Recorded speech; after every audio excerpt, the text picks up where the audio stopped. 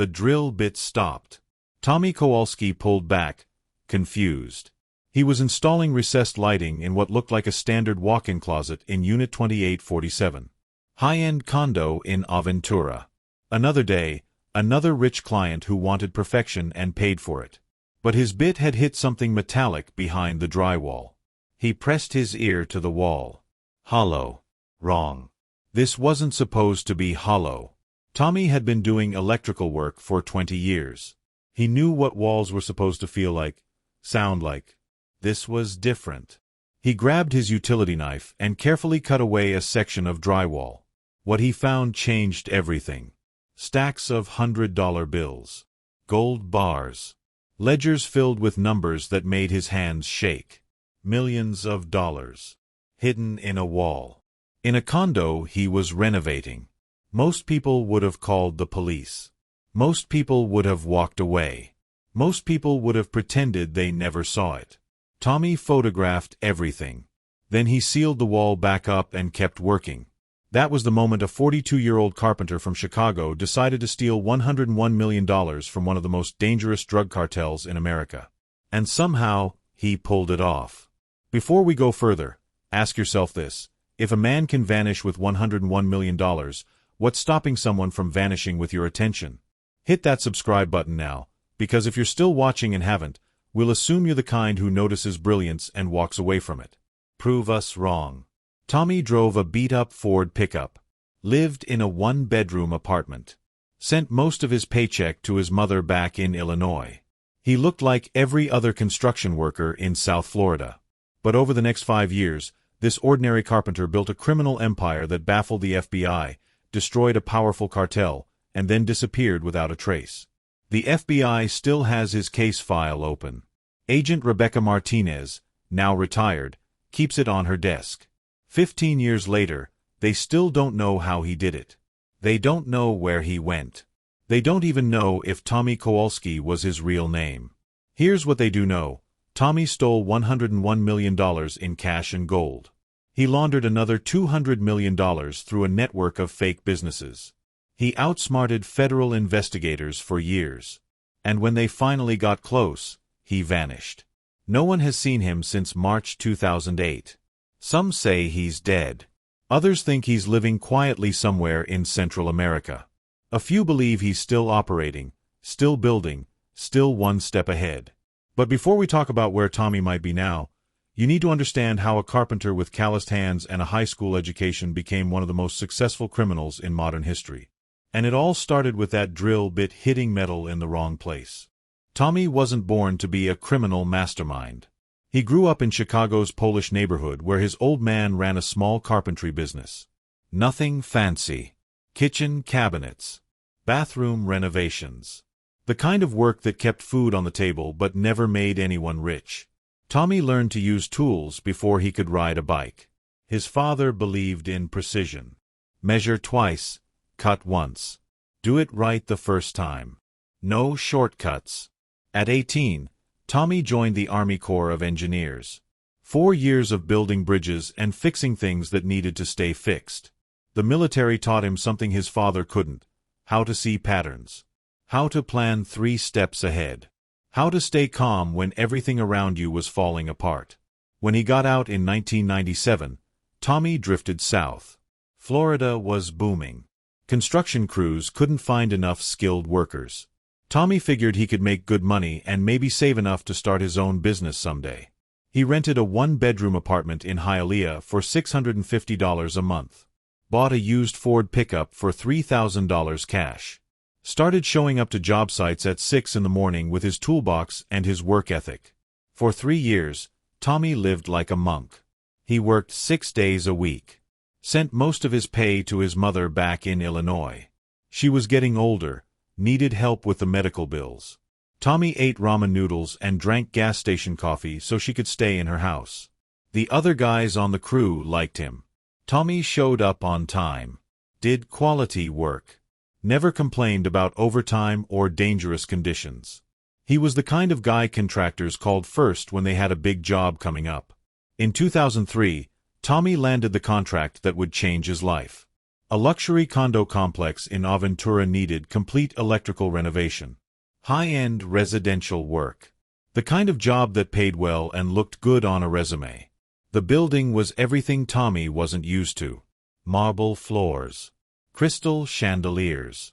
Units that sold for more money than he'd make in 10 years. The residents were lawyers, doctors, business owners. People who lived in a different world. Tommy noticed things about these people. The way they carried themselves.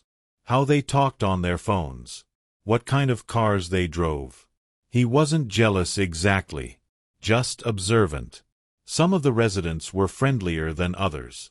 They'd chat with him while he worked. Ask about the progress. Offer him bottled water on hot days.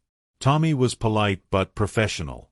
He'd learned in the army that you watch, you listen, you keep your mouth shut. Other residents barely acknowledged his existence. They'd walk past him like he was furniture. Tommy didn't take it personally. Rich people had their ways. Poor people had theirs. What Tommy did notice was the security. The building had cameras everywhere. Key card access. A front desk that logged every visitor. The parking garage required a code to enter. These people took their privacy seriously. Tommy also noticed the silence. These weren't normal condos where you could hear your neighbors through the walls. The soundproofing was professional grade. Whatever happened inside these units stayed inside. Most people miss their turning point because they don't even recognize it when it hits. This video might be yours, and if you leave without subscribing, don't cry in the comments months from now saying, "I wish I stayed." Mark this moment. Choose now. Tommy had been working in Unit 2847 for 2 weeks when he found the money. The owner was supposedly a businessman from Colombia who traveled frequently. Tommy had never met him. The property management company just gave him the keys and told him to finish by the end of the month. The unit was empty except for expensive furniture covered in plastic sheets. Tommy was installing recessed lighting throughout the place. Routine work. He'd done hundreds of similar jobs. That's when his drill bit hit something it shouldn't have. And Tommy Kowalski stopped being ordinary. Tommy stared at the money for exactly 30 seconds. He counted the stacks. Estimated the amounts. His brain switched into the mode the army had trained him for. Assess. Process. Plan. $8 million. Maybe 10. Just sitting there in a wall. Normal people would have started shaking.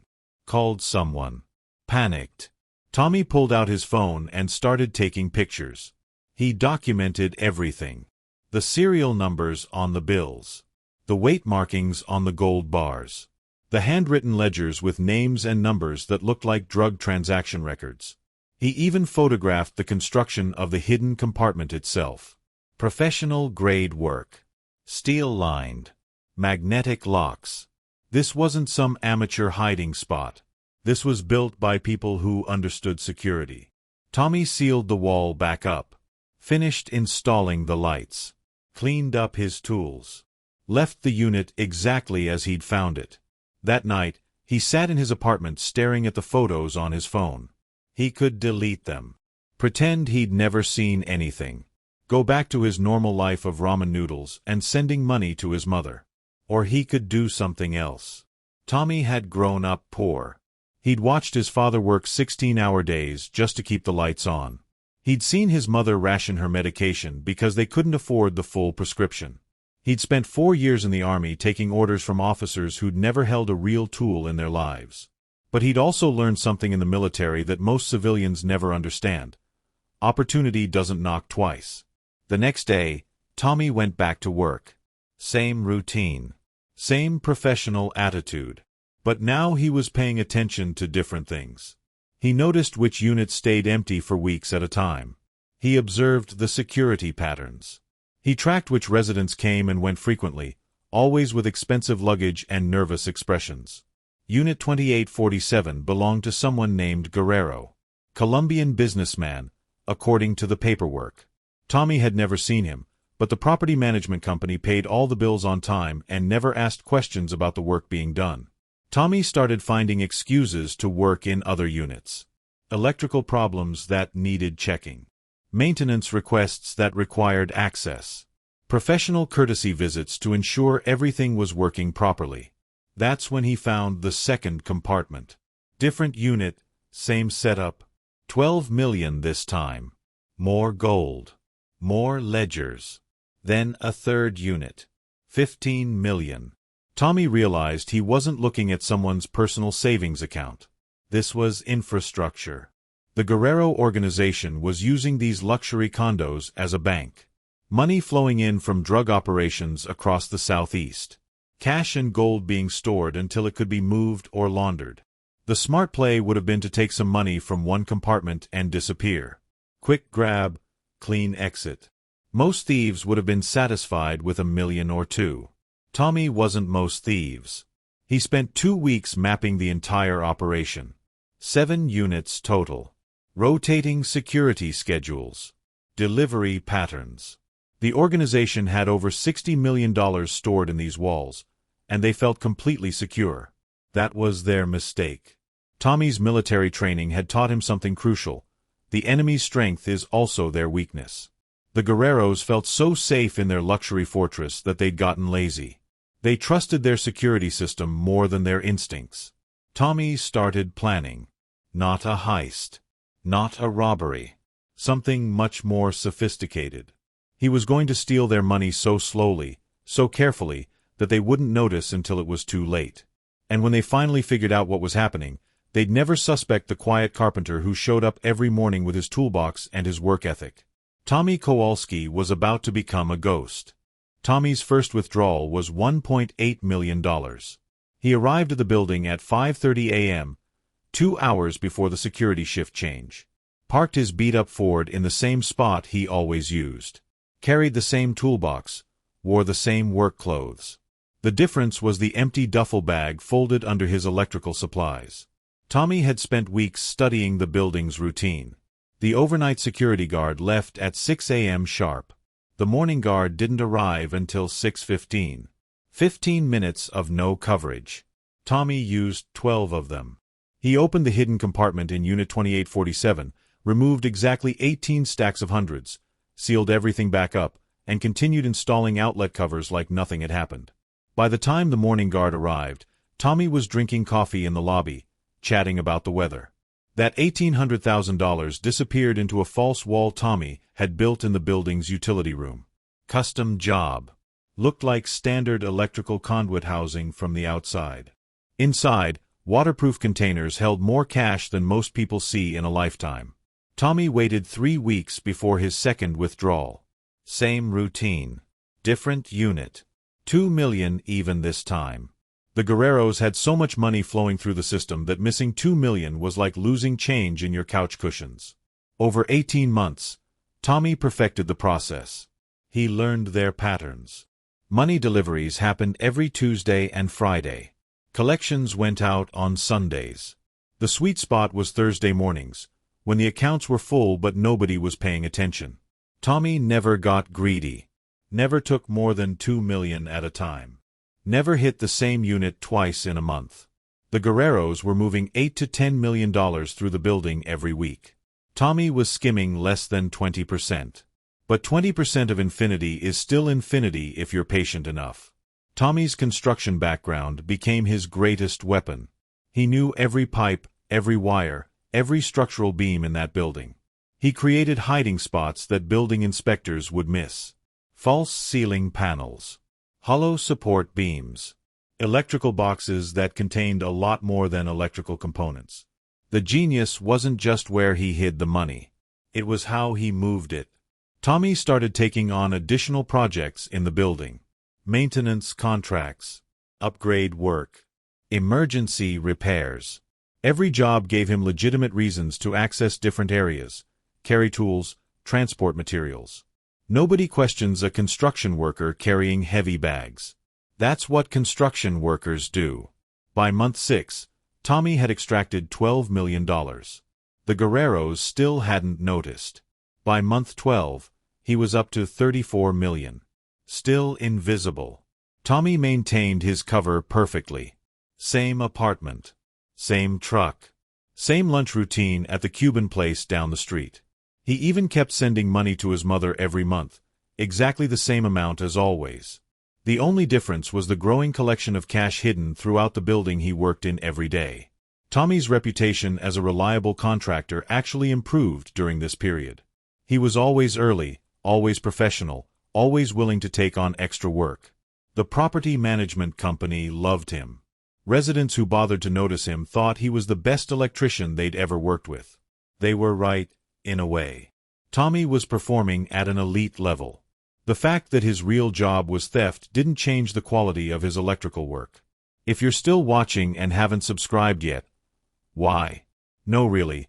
Scroll down and explain why you'd binge this brilliance and stay silent. Unless you're scared to admit you only consume, never commit. Go ahead. The comments are open for excuses. By month 18, Tommy had accumulated over $60 million. The Guerreros finally noticed their accounts were light. But their first assumption wasn't theft by an outside contractor. Their first thought was internal betrayal. Someone high up in the organization was skimming. They started investigating their own people. Tommy watched the investigation unfold from his position as the invisible maintenance guy. He saw the paranoia, the accusations, the violence that followed when the Guerreros couldn't find their inside thief. Because there wasn't one. The real thief was installing ceiling fans and fixing garbage disposals while they tortured their own accountants for information they didn't have. Tommy realized he had a choice. He could disappear with the $60 million he'd already stolen, or he could push his luck and go for the full $100 million he'd originally calculated was hidden in the building. Greed has destroyed more criminals than law enforcement ever has. Tommy chose patience over greed. But he didn't choose to disappear. He chose to evolve. Tommy understood something most thieves never figure out. Stealing money is the easy part. Keeping it is war. $60 million in cash stuffed into fake walls wasn't wealth. It was evidence. Dead weight that could destroy him the moment someone found it. Tommy needed to make that money disappear into the legal world. And he needed to do it without anyone noticing that a construction worker suddenly had access to millions of dollars. His first purchase was a failing Cuban restaurant in Little Havana. Place called Estrella's that was bleeding money and about to close. Tommy bought it through a shell company for $40,000. On paper, he was just another investor trying to flip a struggling business.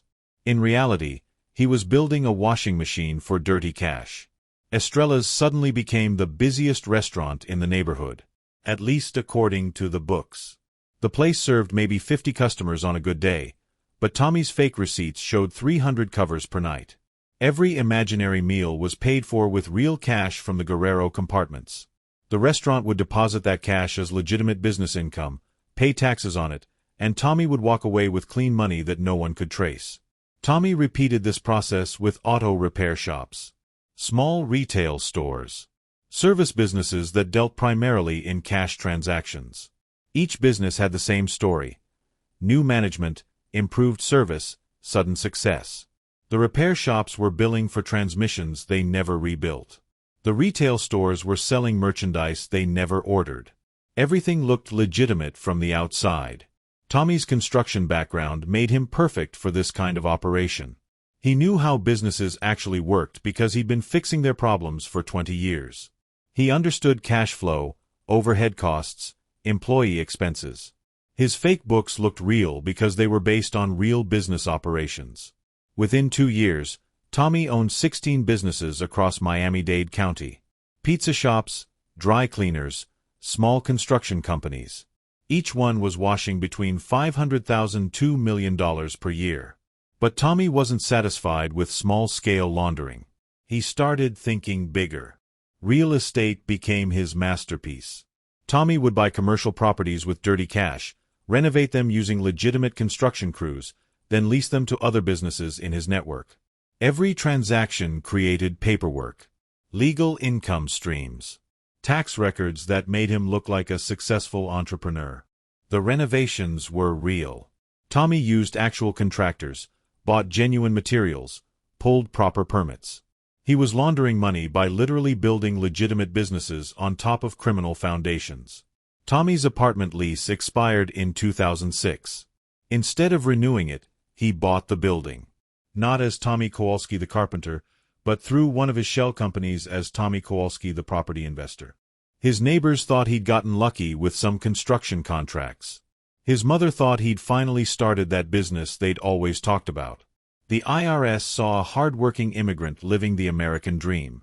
Nobody saw the criminal empire. By 2007, Tommy controlled over 40 businesses across 3 counties. Restaurants in Miami Beach. Auto shops in Broward. Retail stores in Palm Beach. His network was generating over $20 million in legitimate income every year. The beautiful part was that most of these businesses were actually profitable.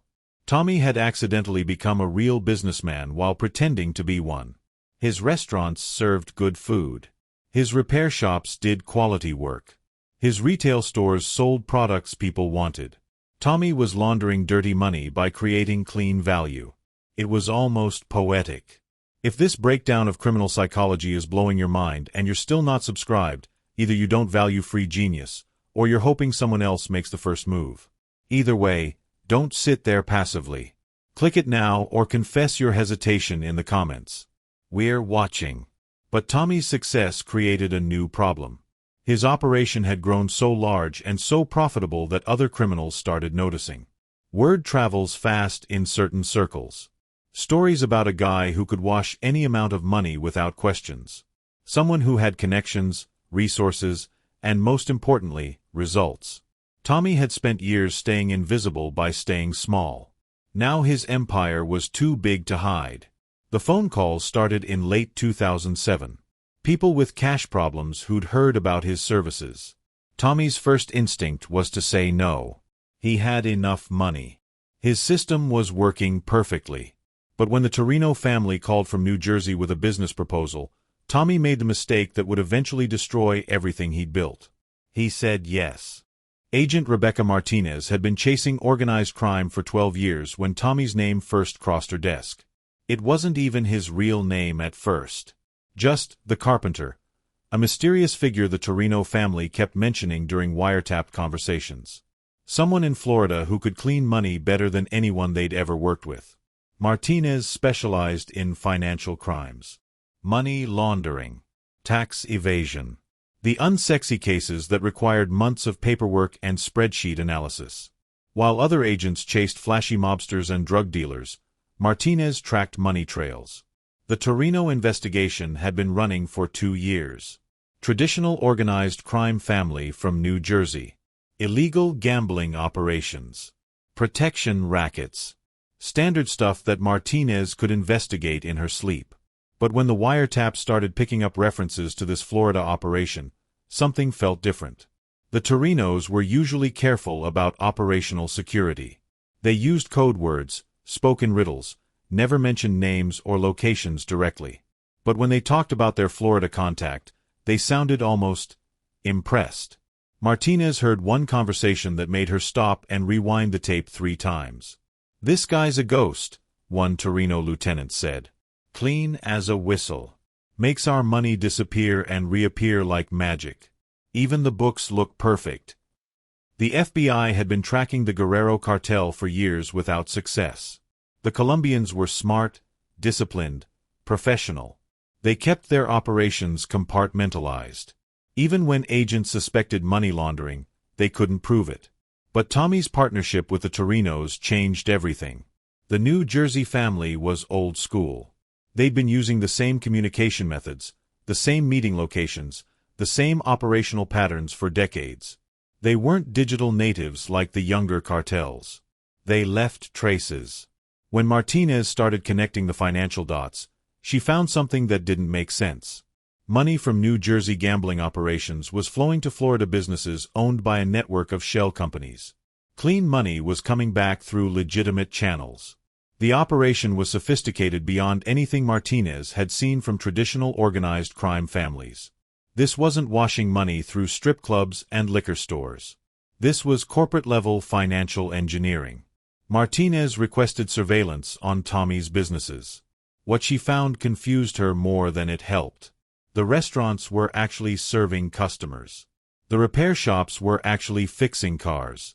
The retail stores were actually selling merchandise. Every business in Tommy's network appeared to be legitimate and profitable. Tommy himself was even more puzzling.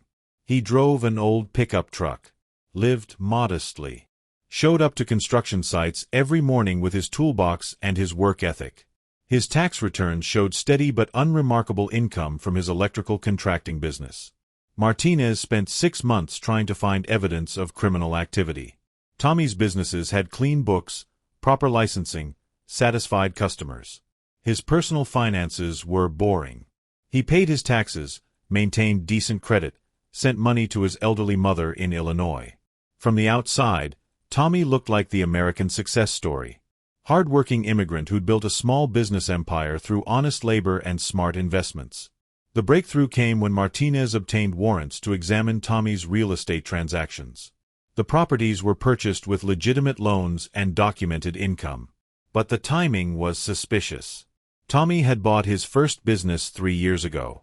Since then, he'd acquired over 40 properties across 3 counties. His net worth had grown from essentially nothing to over $50 million in documented assets. Nobody builds wealth that fast through legitimate means without leaving traces. Investors who get rich quick usually have backgrounds in finance, technology, or entertainment. They have business partners, media coverage, industry connections. Tommy had none of that. He was just a construction worker who'd somehow become a multimillionaire while staying completely invisible.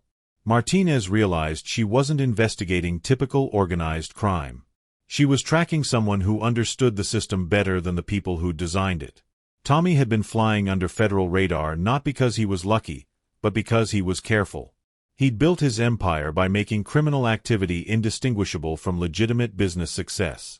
But Tommy's partnership with the Torinos had finally given Martinez the thread she needed to start pulling his world apart. The hunter was becoming the hunted. Tommy knew it was over 3 weeks before the FBI did. He'd been watching Martinez's investigation through his network of contacts in the construction industry.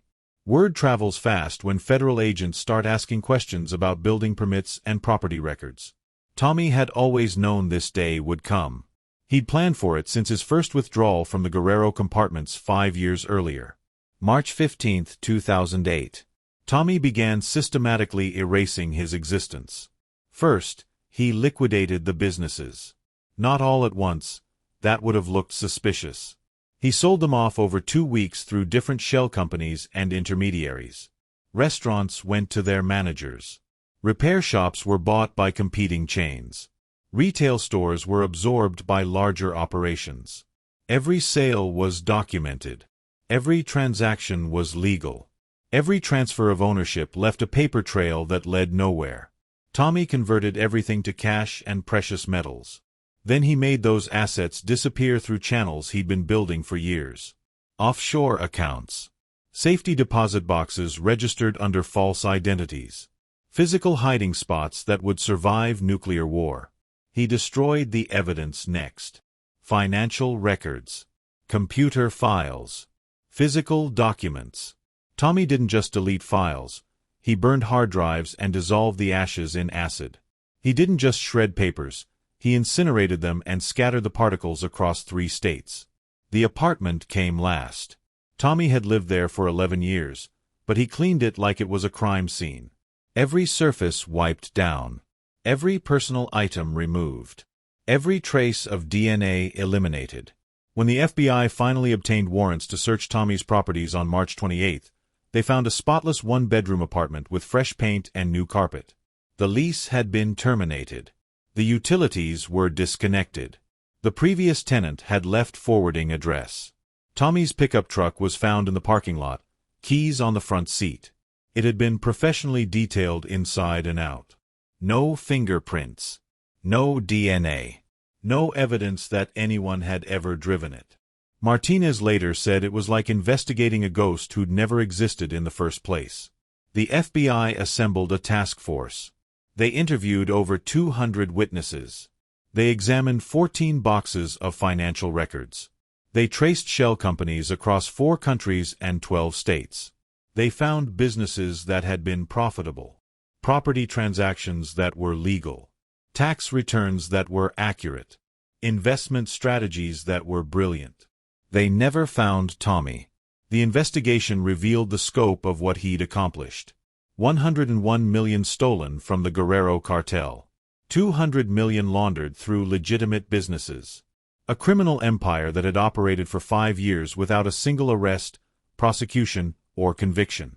And the mastermind had vanished without leaving a single electronic trace. He disappeared without a trace. But if you don't hit subscribe now, this video will vanish from your history, just like Tommy. You'll never find it again. And you'll be the one whispering, "I almost caught it." Almost doesn't count. There have been sightings over the years. A construction worker in Guatemala who looked familiar. A business owner in Costa Rica who paid for everything in cash. A tourist in Eastern Europe who spoke perfect English but claimed to be from Canada. Martinez followed up on every lead. They all went nowhere. Tommy Kowalski had achieved something that law enforcement experts say is impossible in the modern world. He'd become completely invisible. The question isn't whether Tommy escaped. The question is whether he's still out there, still building, still planning his next move. Some stories don't have endings. They just have pauses. 15 years later, Tommy Kowalski remains on the FBI's most wanted list. Agent Rebecca Martinez retired in 2019. She kept his case file on her desk until her last day. 14 boxes of evidence. 200 witness testimonies. 5 years of investigation. The most sophisticated criminal operation she'd ever encountered. And 0 arrests. The Guerrero Cartel never recovered. Losing $101 million wasn't just a financial blow. It shattered their confidence in their own security. Internal suspicion led to violence. Violence led to fractures. The organization that once controlled drug trafficking across the Southeast splintered into smaller, weaker groups. Some of those fragments are still fighting each other today. Tommy's businesses continued operating under new ownership. The restaurants still serve customers. The repair shops still fix cars. The retail stores still sell merchandise. Most of the new owners never knew they were buying operations built on stolen cartel money. The lesson isn't about crime. It's about systems. Tommy understood something most people never figure out. Every system has gaps. Government bureaucracy. Financial oversight. Law enforcement. Corporate security. The gaps exist because humans built these systems, and humans make assumptions. Tommy's advantage wasn't superior intelligence. It was superior patience. Most criminals want results immediately. They rob banks because banks have money right now. They sell drugs because drugs create cash flow today. They commit crimes that produce instant gratification and instant evidence. Tommy waited 18 months to steal his first 60 million. He waited 3 more years to launder 200 million. He spent 5 years building an empire that could have generated wealth for decades. Then he walked away from all of it. That's the difference between criminals and professionals. Criminals get greedy. Professionals get gone. But here's the cost nobody talks about. Tommy won, but he'll never be able to enjoy it. He can't use his real name. Can't contact his family. Can't stay in one place long enough to build relationships. Can't trust anyone with his real story. He achieved financial freedom and lost everything that makes freedom meaningful. Tommy outsmarted the FBI, destroyed a cartel, and built a criminal empire. His reward is a lifetime of looking over his shoulder. The Torino partnership wasn't just Tommy's mistake, it was his hubris. After years of perfect execution, he started believing he was untouchable. That one moment of overconfidence unraveled everything. Most people don't fail because they lack skill. They fail because success makes them careless. Martinez still gets calls about possible Tommy sightings. Central America, Eastern Europe, Southeast Asia. She doesn't investigate them anymore, but she files the reports. Part of her hopes he's found peace somewhere.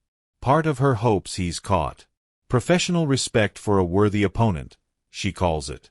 Don't just lurk in silence.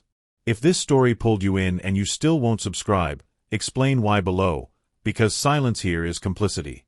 Either you're with us, or you're just watching the empire burn from a distance. Tommy Kowalski proved that in the right circumstances, with enough planning and patience, anyone can disappear. The question is, what would you disappear from?